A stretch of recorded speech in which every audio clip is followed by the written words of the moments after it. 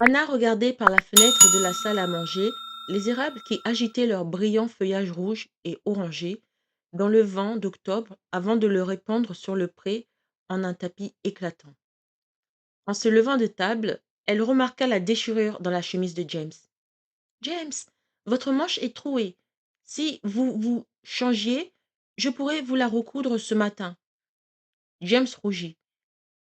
Elle a dû se pendre dans le métier à tisser sur lequel je travaillais hier. Il monta se changer et River se leva à son tour. Bon, eh bien, j'y vais. N'oubliez pas votre manteau, dit Anna. On dirait qu'il fait froid ce matin. Nous sommes mariés depuis 2 mois et elle en est déjà à me dire ce que je dois faire. Que dis-tu de ça, Samuel? C'est notre petit tyran domestique, répondit Samuel. Habituée aux plaisanteries joviales des frères Shaw, Anna répliqua. Tyran? Vraiment? Sans Madame Hardy et moi, vous iriez vous promener dans Coldwater en guenilles. River et Samuel se mirent à rire. Anna suivit son mari et lui tendit son menton sans un mot.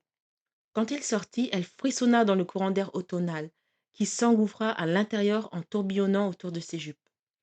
River lui fit un bref signe de tête et partit à grands pas à travers le pré. Anna, les bras serrés sur la poitrine dans l'air froid, aurait aimé qu'il l'embrasse sur la joue avant de partir, ou qu'il se retourne et lui fasse un signe. Mais il ne l'avait pas fait. Il ne le faisait jamais. Elle soupira, ferma et vit James debout devant elle. Avec un sourire d'excuse, il lui tendit sa chemise et s'en alla.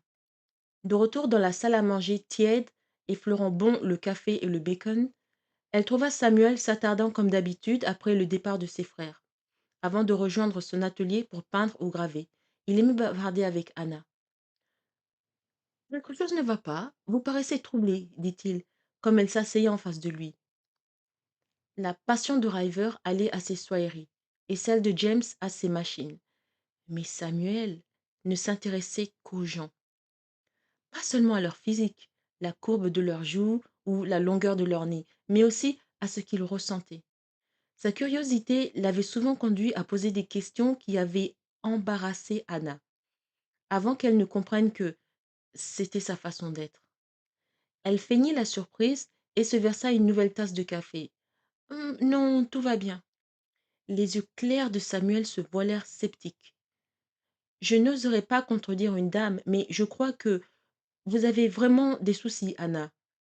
Elle secoua la tête avec véhémence. Non, je vous assure. Samuel jeta un coup d'œil sur la chemise de James qu'elle avait posée sur le seuil d'une chaise. James et moi vous avons chargé de tout notre lavage et raccommodage. Elle sourit. Mais non, cela me permet de me sentir utile. Comment vous entendez-vous avec River? Elle se leva. Vous voudrez bien m'excuser. Je dois débarrasser la table. Millicent va être là d'une minute à l'autre pour la lessive. Elle se mit à rassembler les assiettes et cliquetèrent entre ses mains tremblantes.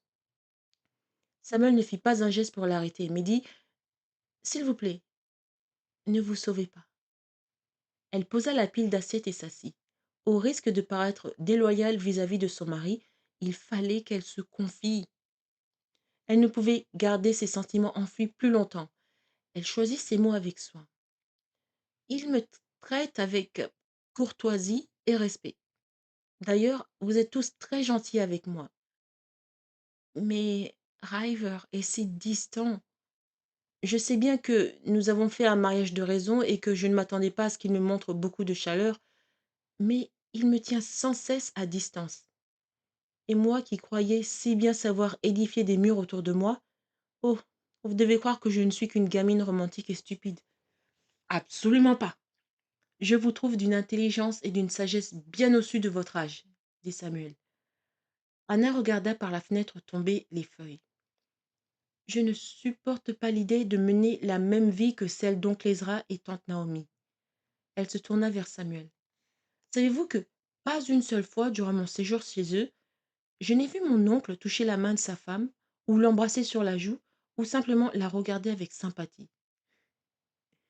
Les connaissants, cela ne m'étonne guère, dit Samuel. Mais River n'est pas comme ça. Il lui faudra peut-être du temps, mais il s'adoucira. Je l'espère. Vous ne lui direz rien de tout cela, n'est-ce pas? Bien sûr que non. Elle se sentit soulagée. Elle avait confiance en Samuel. Samuel connaissait la raison de la froideur de River à l'égard de sa femme. Lorsque Millicent, la femme de la journée, arriva, Anna la rejoignit pour faire bouillir d'énormes marmites, la montagne de linge du lundi matin. Samuel se rendit à son atelier afin de travailler à de nouvelles gravures, car l'hiver serait bientôt là. Les mûriers perdraient leurs feuilles et les vers à soie hiberneraient. La famille dépendrait alors de ses gains jusqu'au printemps. La pièce ensoleillée et spacieuse était son domaine, tout comme la filature était celui de ses frères. Là, dans l'odeur forte de l'essence de térébenthine, tenant bien en main une plaque à graver, Samuel Shaw donnait forme et substance à ses visions. Mais aujourd'hui, même la lumière dorée de l'automne entrant à flot dans son atelier ne l'inspirait pas. Il ne parvenait pas à oublier le visage triste d'Anna, qui tentait de dissimuler son chagrin. Il déroula ses manches sur ses poignets, attrapa son manteau et partit à la recherche de River.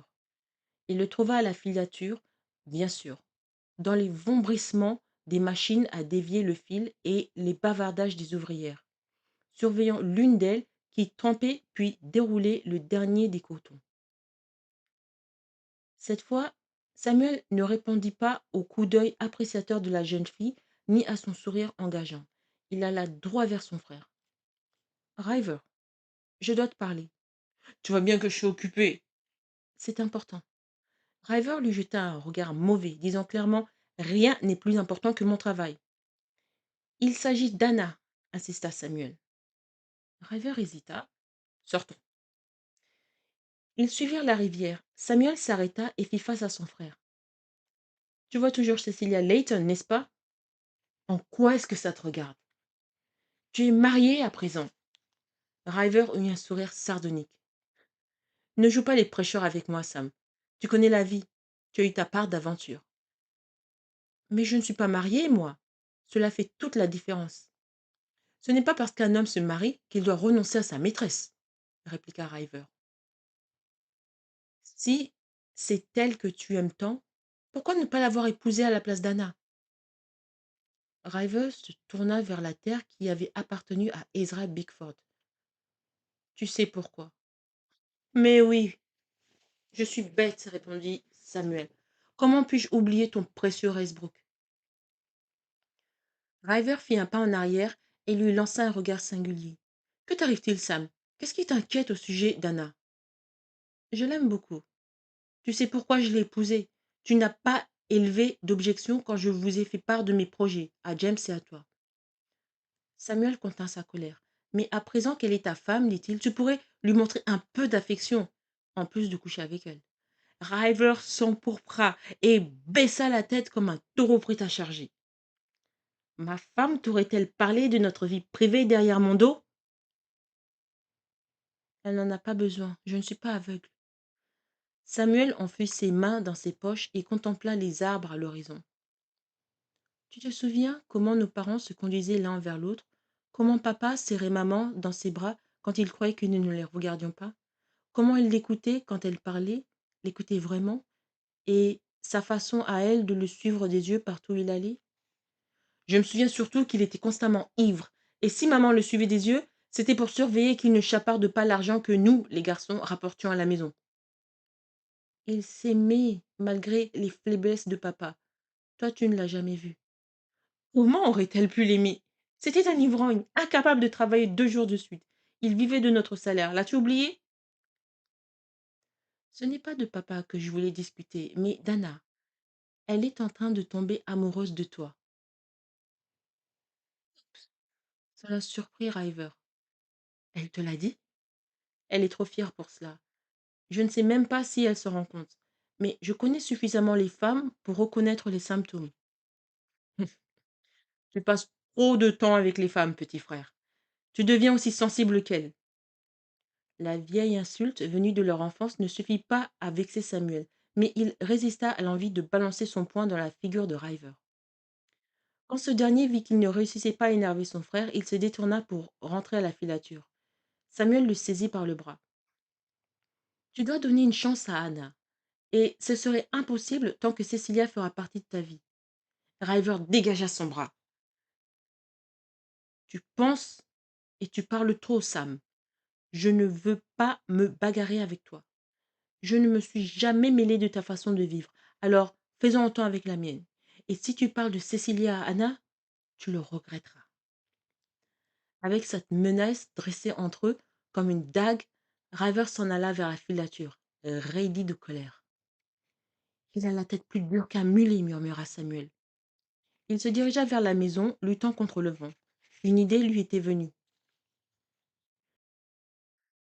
Il trouva Anna dans le petit salon, assise près de la fenêtre en train de recoudre la chemise de James. Elle inspectait son travail. Les points étaient presque invisibles et elle sourit satisfaite. Voilà, c'est fini. Samuel regarda autour de lui afin d'être sûr de ne pas être interrompu par Madame Hardy ou Millicent. Puis demanda: Anna, aimeriez-vous poser pour moi? Moi? Oui, je voudrais faire votre portrait, ou bien une gravure. Vous pourriez l'offrir à River pour Noël, si vous voulez. Vous fêtez donc Noël? Chez moi aussi, mais c'est assez rare en Nouvelle-Angleterre. Ma mère venait de New York, et elle tenait à cette fête. Croyez-vous que River aimerait avoir un portrait de moi? Oui, j'en suis sûre. Et nous lui dirons rien pour lui faire la surprise. Quand commençons-nous? Demain matin, dès qu'il sera parti à la filature. Le visage d'Anna prit une expression mélancolique. Ma mère avait posé un portrait juste avant sa mort. Il n'a jamais été terminé. Celui-là le sera, et à temps pour Noël. Il la quitta, ses yeux brillants comme ceux d'un enfant qui possède un secret, et retourna à son atelier.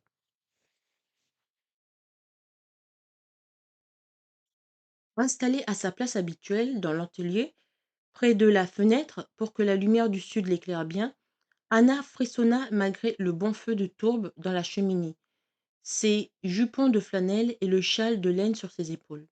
Mais on était en novembre et la froideur s'était répandue sur toute la Nouvelle-Angleterre. Elle jeta un regard au dehors malgré les recommandations de Samuel. Le ciel était d'un gris déteint. Les arbres, dépourvus de feuilles, tendaient leurs squelettes noirs vers des nuées qui promettaient de la neige pour la fin de la journée. Vous avez été formidable, Anna. Encore une séance et j'aurai tous les dessins dont j'ai besoin.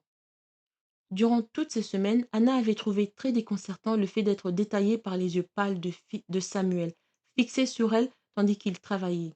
Son regard était si pénétrant qu'elle avait l'impression d'être connue de lui de façon bien plus intime que son mari. À quoi pensez-vous? Demanda-t-il.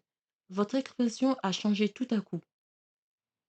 Sa sensibilité d'artiste lui permettait de deviner beaucoup de choses, beaucoup trop. À dire vrai, dit-elle, je ne me sens pas très bien en ce moment. Samuel cessa de dessiner. Vous en faites trop, Anna. Vous devriez laisser à Millicent le gros du travail. Mais ces tâches l'aidaient à oublier un mari trop distant et sa solitude au milieu de la bruyante famille Shaw. Soudain, la tête lui tourna, comme en ce jour fatidique dans le champ de tabac. L'atelier oscilla autour d'elle et tout devint noir. Puis, dans le lointain, on l'appela par son nom, et en ouvrant les yeux, elle vit le visage inquiet de Samuel flotter au-dessus d'elle. Que s'est-il passé? Restez tranquille, vous vous êtes évanoui. Elle demeura donc dans les bras de Samuel jusqu'à ce que tout reprit place. Samuel l'aida ensuite à se lever en la prenant par la taille. Vous devriez vous allonger sur votre lit et appeler Madame Hardy. Elle hocha la tête et il l'accompagna à sa chambre. Madame Hardy fut là en une minute, ses yeux gris assombrés d'inquiétude. Mon Dieu, Hannah! En voyant Samuel hésitant sur le seuil, elle le chassa et ferma la porte. Puis s'assit au bord du lit et posa sa main sur le front d'Anna. Dites-moi ce qui s'est passé. Je me suis évanouie. Madame Hardy prit un air soupçonneux et, de sa manière directe, lui posa quelques questions personnelles fort embarrassantes. Elle se mit alors à glousser et se frappa la cuisse. Voilà tout, mon rêveur. Ce que vous avez, ma petite, c'est que vous êtes enceinte. Vous allez avoir un bébé dans 9 mois d'ici. Anna retrouva le même état de stupeur incrédule qui l'avait saisie quand oncle Ezra lui avait annoncé qu'elle épouserait River. C'est impossible. Vous êtes mariés. C'est donc parfaitement possible. Votre maman avait bien dû vous parler de tout ça. Il doit y avoir une erreur. Madame Hardy haussa les épaules. Tous les symptômes prouvent que non. Elle allait avoir un enfant. Mais tout en elle, criait le contraire. Les enfants, ça pleure, ça met la pagaille et ça vous brise le cœur. Mais c'est ainsi que va le monde, disait madame Hardy. Et si c'est un garçon, l'héritier des Shaw, imaginez la fierté de votre époux. J'aimerais rester seule maintenant, si vous n'y voyez pas d'inconvénient. Vous avez sûrement besoin de vous faire à cette idée. Elle tapota la main d'Anna et s'en alla. Anna entendit des chuchotements dans le couloir entre elle et Samuel. Puis ce fut le silence. Un bébé. Elle se roula en boule, incapable de l'admettre. Il semblait injuste que les tâtonnements de River sous sa chemise de nuit aboutissent à ce résultat. Et pourtant, une fois de plus, le destin lui joua un mauvais tour. Ses larmes jaillirent. Lorsqu'elles furent taries, elle se leva, réajusta sa robe et baigna d'eau froide ses yeux rouges et gonflés. À présent, elle était prête à accepter la situation avec calme et raison. Elle passa la main sur son ventre encore plat, songeant à l'enfant de rêveur qui grandissait en elle, et elle eut un sursaut d'espoir. Comment un homme ne pourrait-il pas aimer la mère de son enfant? Elle espéra que madame Hardy n'avait rien dévoilé à Samuel. Elle voulait que Rêveur fût le premier à savoir. Elle lui annonça plus tard la nouvelle, dans la soirée, alors qu'ils allaient se coucher. Assise au bord du lit, elle finissait de tresser sa longue natte quand River entra pour éteindre la lampe à huile, comme il faisait toujours avant de se déshabiller. N'éteignez pas, pria Anna, le cœur battant. J'ai quelque chose à vous dire. Elle fixa son attention sur le ruban bleu à l'extrémité de sa tresse. Vous allez être père. Silence. Elle risqua un regard sur son mari. Il paraissait figé, la mâchoire contractée, le visage aussi blanc que la première neige. Il parvint enfin à dire: Vous êtes. Anna hocha la tête, rougissante. Oh mon Dieu, c'est merveilleux, Anna. Il s'agenouilla près d'elle, prit ses mains et les porta à ses lèvres comme s'il rendait hommage à une reine. De nouveau, Anna sentit que cette vie nouvelle lui conférait un étrange pouvoir. Vous êtes content? Content? Je suis le plus heureux des hommes. Il se leva, mais, au grand regret d'Anna, il ne la prit pas dans ses bras pour l'éteindre comme l'épouse bien-aimée qu'elle désirait tant être pour lui. Cet enfant sera le premier Shaw de sa génération. Et si c'est un fils? Ses yeux étincelèrent. J'espère que ce sera un garçon. River fit un pas en arrière et en retrouvait sa réserve coutumière. Étant donné les circonstances, je pense que le mieux est que je dorme dans la chambre d'amis. Je ne voudrais pas risquer de vous gêner, vous ou le bébé. Ainsi, les avances de River seraient épargnées à Anna jusqu'à la naissance au printemps, selon l'estimation de madame Hardy. Je le pense aussi. River se pencha vers elle et effleura sa main de ses lèvres. Son geste la surprit. Merci, Anna. Puis, il souffla la lampe et la laissa dans l'obscurité seule avec ses pensées. Driver se sentait à la fois léger et pesant en s'installant dans le lit froid et dur. Il allait être père. Il allait être père. Il en était heureux, excité, fier et plein de gratitude. Puis il pensa à Cecilia et à sa joie, mais sa joie se teinta d'amertume. Il remonta les couvertures sur lui et écouta le vent de novembre se ruer sur les avant-toits et les fenêtres comme s'il demandait l'asile. Il lui faudrait parler à Cecilia dès qu'il pourrait. Quelques semaines plus tard, River conduisit son traîneau à Hartford pour annoncer la nouvelle à Cecilia. Il était récemment tombé plus de 2 mètres de neige, mais elle s'était tassée et il parcourut les 25 kilomètres de trajet sans trop de peine. Emmitouflé dans une épaisse couverture, une brique brûlante sous les pieds, il regardait défiler les champs et les maisons ouatées d'une couche de neige virginale, et la fumée qui s'élevait paresseusement des cheminées en traînées grises. Cependant, ce n'est pas à ce spectacle qu'il pensait, mais à sa conversation avec Samuel, juste avant qu'il ne parte de bonne heure du matin. En l'aidant à l'atelier, Samuel avait dit: James et moi sommes très heureux pour toi, Yana. Elle sera une mère parfaite, j'en suis sûre. Tu en as parlé à Cecilia? Pas encore. C'est pour cela que je vais à Hartford. Si elle possède le moindre bon sens, elle comprendra qu'elle n'a plus rien à faire avec toi. Ces mots hantaient River. La maison de Cecilia paraissait saupoudrée de sucre. Elle lui ouvrit, surprise et ravie. Ses boucles châtaignes étaient lissées en arrière et réunies en un simple chignon tel que les affectionnait Anna. Entre vite à l'abri, River, dit-elle, frissonnante, en l'attirant dans le salon tiède. Puis elle fut dans ses bras, le réchauffant d'une chaleur bien à elle. Il aurait préféré lui parler de l'enfant après lui avoir offert le présent enfoui dans sa poche et passer un moment intime avec elle, longuement dans sa chambre au premier étage. Mais il ne le pouvait pas. Aussi, avant qu'elle ne prît son manteau, il la regarda d'un air stoïque. Il faut que tu saches qu'Anna et moi allons avoir un enfant. Chut, dit-elle en portant ses doigts à ses lèvres. Cette partie de ta vie ne me concerne pas. Elle n'existe pas quand tu es ici. Jamais River n'avait entendu de mots plus doux. Samuel avait tort. Cecilia ne le quitterait pas. Elle lui ôta son manteau. Montons. Il sortit une petite boîte de sa poche. Pas avant que je ne t'ai donné ceci. Ses yeux bruns s'éclairèrent. Qu'est-ce que c'est? Un cadeau de Noël en avance. Ouvre-le. Cecilia retint son souffle devant les boucles d'oreilles étincelantes ornées de grenades et de petites perles. River, elles sont magnifiques. Elles appartenaient à ma mère. C'était son plus grand bien, les seuls bijoux qu'elle ait jamais possédés. Je voulais qu'elles fussent à toi. Qu'elles fussent à sa maîtresse et non à sa femme. La signification de son geste était claire pour tous les deux. Cecilia les mit à ses horaires et prit River par la main. Viens maintenant. Où est la domestique? En visite chez sa mère. Elle ne sera pas de retour avant des heures.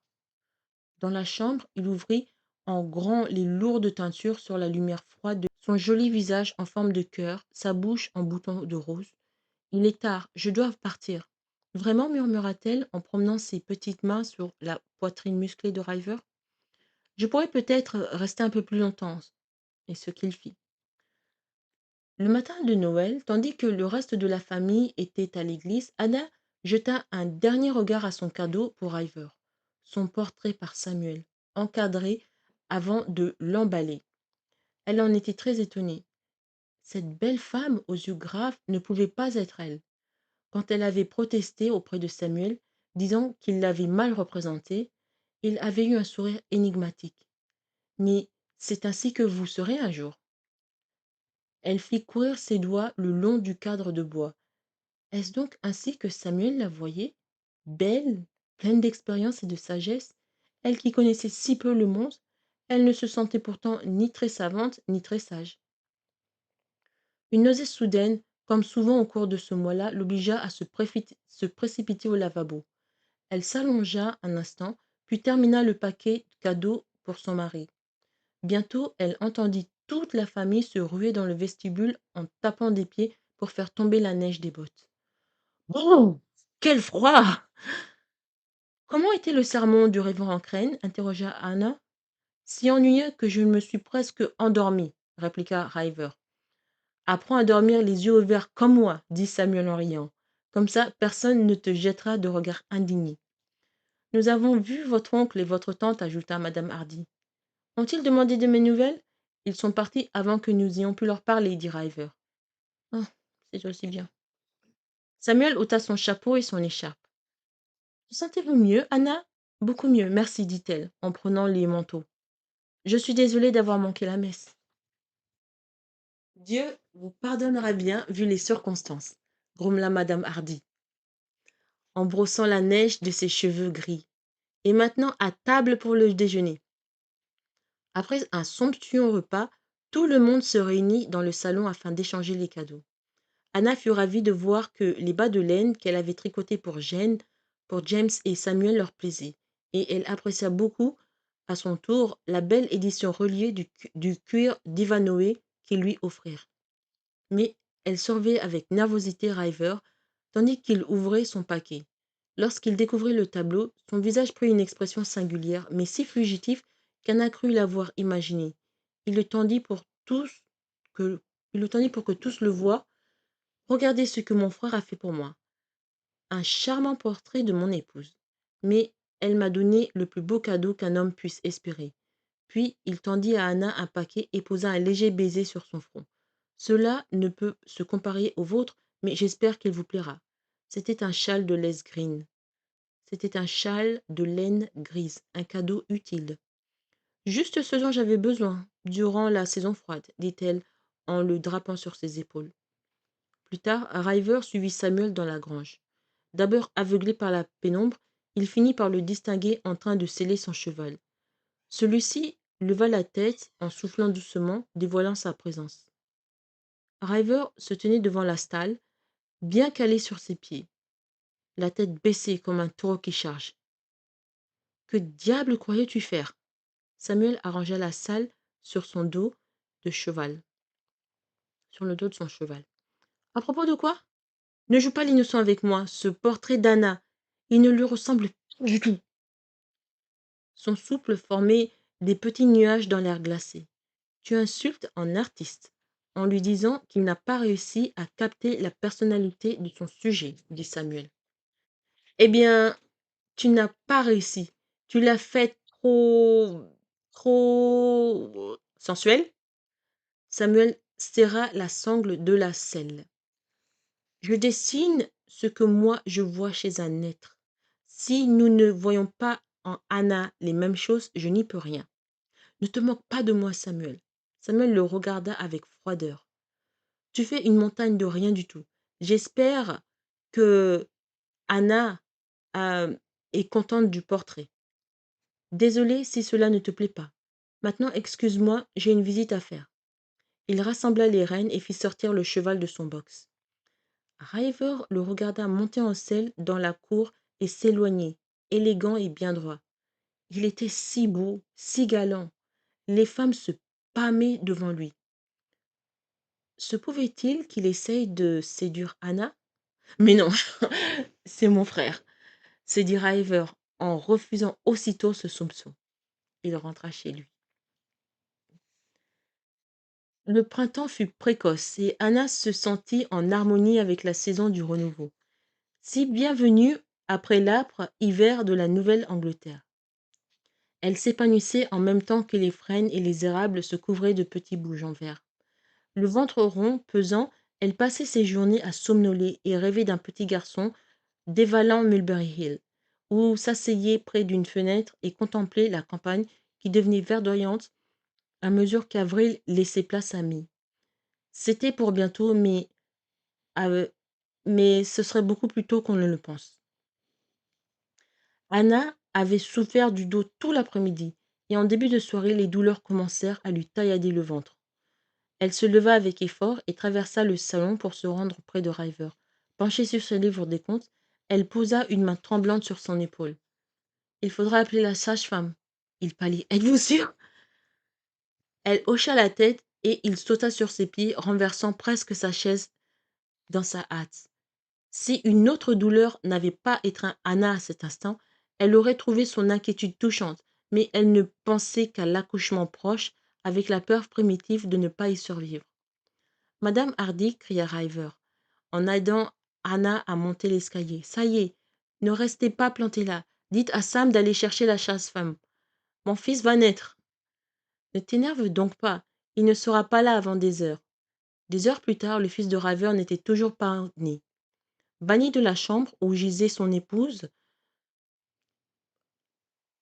River fit les 100 pas dans le couloir jusqu'au moment où les gémissements d'Anna le chassèrent au rez-de-chaussée où veillaient Samuel et James. Il se mit à tourner en rond dans le salon. Si seulement je pouvais faire quelque chose. Samuel lui tendit un verre de brandy de pomme. Tu ne peux rien faire. Anna doit traverser seule cette épreuve. River but 2 gorgées de l'alcool, et l'alcool lui fit du bien. Et si elle mourait? Le regard de Samuel répondit clairement. Tu pourrais alors épouser ta chère Cecilia. River en eut honte. Anna ne mourra pas, dit James, en tripotant une pièce de machine. Je vais faire un tour. Appelez-moi quand l'enfant sera né. River passa des heures à arpenter le salon, tandis que Samuel dessinait la bouteille de brandy posée sur le vaisselier. Ils s'immobilisèrent chaque fois que les cris de souffrance d'Anna leur parvenaient du premier étage. River regarda son frère avec désespoir. C'est beaucoup trop long, je monte, et elles ont intérêt à me laisser entrer. À cet instant, la porte s'ouvrit sur James, une lanterne à la main, livide et haletant. River, un chat s'est introduit dans le hangar. Les verres à soie! Les mots lui manquèrent, et il eut un geste d'impuissance.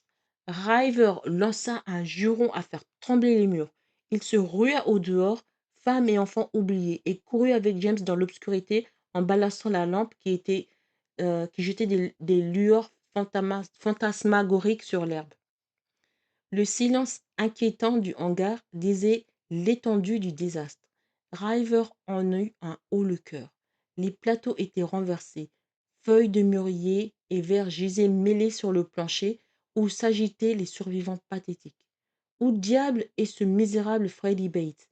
Ici, monsieur Shaw, fit une petite voix effrayée. River, vit Freddy, un frêle garçonnet de 10 ans, tremblant de terreur. Il fut sur lui en 2 pas et lui asséna une gifle qui l'envoya rouler au sol. Stupide petit idiot! Pourquoi crois-tu que je te paye 5 sous par semaine pour dormir? Freddy se redressa. Non, monsieur. Je t'ai engagé pour surveiller le hangar afin que les rats et les chats n'attaquent pas les vers. Qu'as-tu à dire pour ta défense? Le garçon se mit debout en époussetant son pantalon. Je suis désolé, monsieur. Je me suis endormi et un chat est entré. Je ne l'ai pas fait exprès. Quand je trouverai ce chat, je le mettrai dans un sac avec toi et je vous balancerai tous les deux dans la rivière. Cette fois, Freddy ne demanda pas son reste et s'enfuit. Tu n'es pas un peu dur avec ce gamin, dit James. Dur? Être écorché vif, c'est tout ce qu'il mérite. Il parcourut du regard l'étendue du désastre. Toute une récolte de cocons fichus à cause d'un stupide gamin qui s'était endormi. On doit pouvoir en sauver quelques-uns, penses-tu? Ceux qui restent sont trop choqués pour continuer à tisser. Essayons quand même. Ils se mirent au travail, oubliant Anna et le bébé. L'épreuve était terminée et elle avait survécu. Elle baissa les yeux sur le nouveau-né qui était avidement beau et les longues heures de calvaire s'effaçaient déjà de sa mémoire. River serait comblé, c'était un fils. Elle ressentit une bouffée d'amour si puissante qu'elle en tressaillit. Il paraissait si petit, ses petits doigts, ses orteils étaient minuscules et parfaits. Accoucher, c'est l'enfer, pas vrai? Dit madame Hardy. Vous avez bien mérité de vous reposer. Quand vous vous éveillerez, River serait là. Mais lorsqu'elle ouvrit les yeux, c'est Samuel qu'elle vit à son chevet, inquiet, les joues bleuies de barbe. Comment vous sentez-vous? Beaucoup mieux maintenant que c'est fini. Il contempla le bébé couché dans le berceau de bois que James avait fabriqué 2 semaines auparavant. Merci pour ce beau neveu. Comment allez-vous l'appeler? Nous nous sommes mis d'accord pour l'appeler Benjamin. Quelle heure est-il? C'est presque le matin.